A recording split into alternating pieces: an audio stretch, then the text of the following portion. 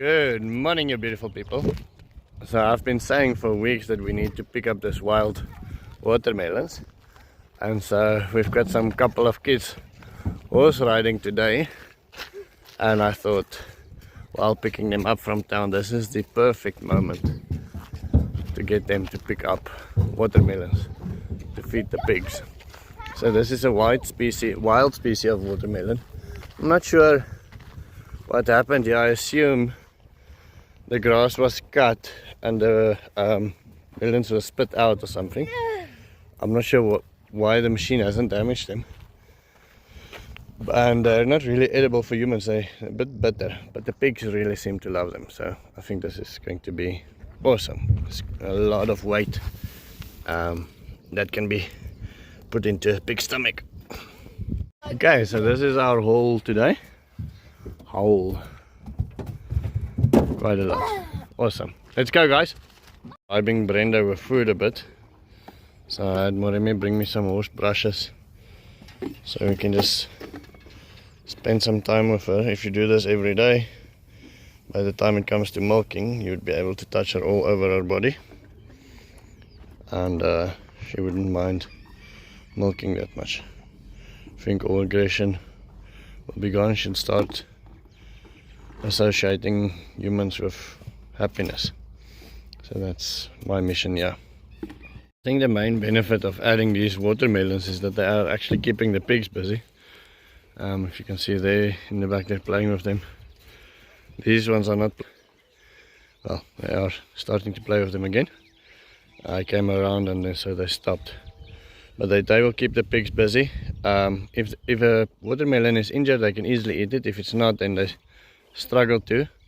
So it will have to go soft a bit, or you have to chop one, or they will have to learn how to pierce the skin.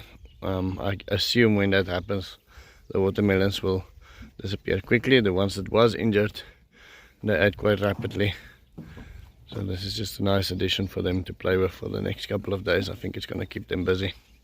So it feels like I spend so much time at food stores. I bought Brenda some molasses and mineral block. Just show you. And this is, I also bought some pig feed. This is the one that I bought, energy block. Apparently that will also help if she starts lactating, but for now it's just basically to make sure that all her minerals and things like that are up to date and she's a healthy animal. And so I'm gonna put that in her kraal. She wasn't eating, basically yesterday she ate only sweet food and she only started eating grass today. So I'm quite relieved of that, because as soon as this animal stops eating, things becomes very dangerous. So I'm very glad that she started eating grass. And I think the mineral block with all the little sweetnesses coming with it will definitely, from the sweetness coming from the sugarcane syrup, will definitely be a great benefit. I think she's gonna be a healthy little cow. So I left it in the box for her. I think as soon as she starts liking it, then I'll probably put it in a bucket to see if she likes it more. And you can see she's played with it a little bit, the moisture that's there. And as far as I know, that's basically what we have for now. She did manure. Now I know it's a strange thing to show somebody, but it's one of the very first things that whenever you check an animal's health is to see whether the consistency of the manure. So yesterday was very sloppy. Today is a bit more stable. I think these are quite nice beef patties. There's some urine, so all signs of life are good. Can't decide whether she really likes me or whether she wants to chase me out of the kraal. That better, the kids were brushing her this morning. Janita's got a pony camp at the moment, so there's plenty of kids at the moment. So we will see tomorrow if there's any movement made on the block. You don't want it too sweet, because then they just eat it all in one sitting. And you don't want it too salt, because then they hardly touch it. So I hope this one is a good balance. So it's about 2 hours later I came home, and this is what I find here. Brendo enjoying her lick, so that's a good start. What is it? And some new poop, which is grand. I think she's enjoying it. What is it? So we have removed the trees and we are quickly getting to minutes. We have been dividing onions. Got more onions than we can count at the moment. We are quickly doing a harvest for Minette, so we're gonna take 2 or 3 bags of spinach to her every day. Just the interesting thing, when just after we planted these, we gave them some fish emulsion, which we never gave these ones. These ones received a lot more frost stress and they have a lot less growth. I think simply because of the health of the soil, the health of the nutrition they receive. So nutrition for your plants is vital. This was just one sprayed fish emulsion, and I think we did wood vinegar once. And you can see there is some frost damage. You can see there, little bits of frost damage here and there. But in general, the plants are healthy, not eaten by any insects. Stuff stays away from them because they are healthy. Oh, I received a quote from somebody professional to come put up the greenhouse. Spoke to Lissa about it. I said to her, you know what, we've got time. I'll explain the time thing to you now.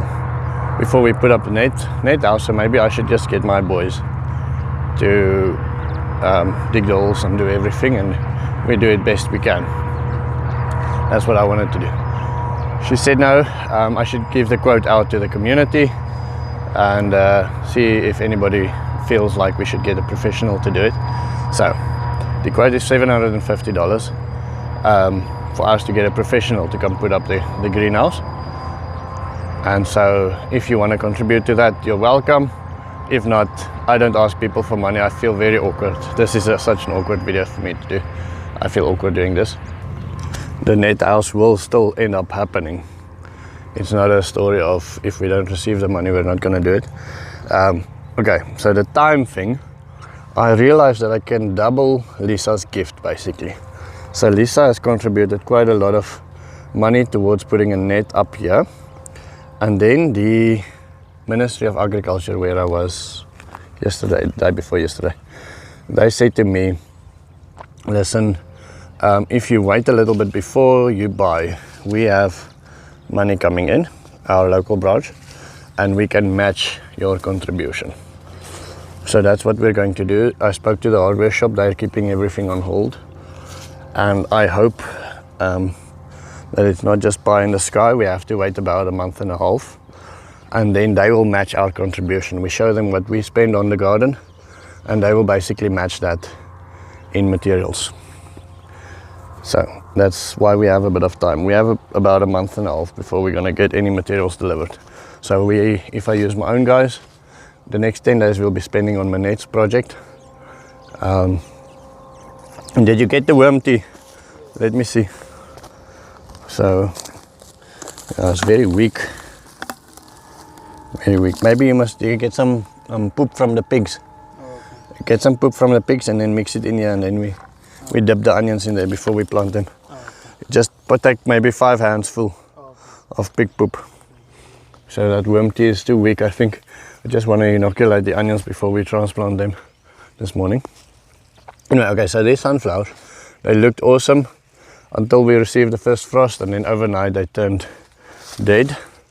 You can see they started to shed their seeds. We have saved quite a bunch.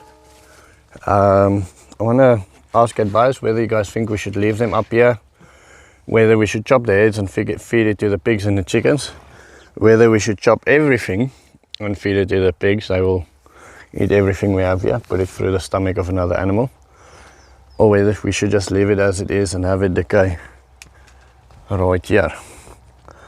That is the question today. My friends, that is going to be the end of my story. I will see you tomorrow.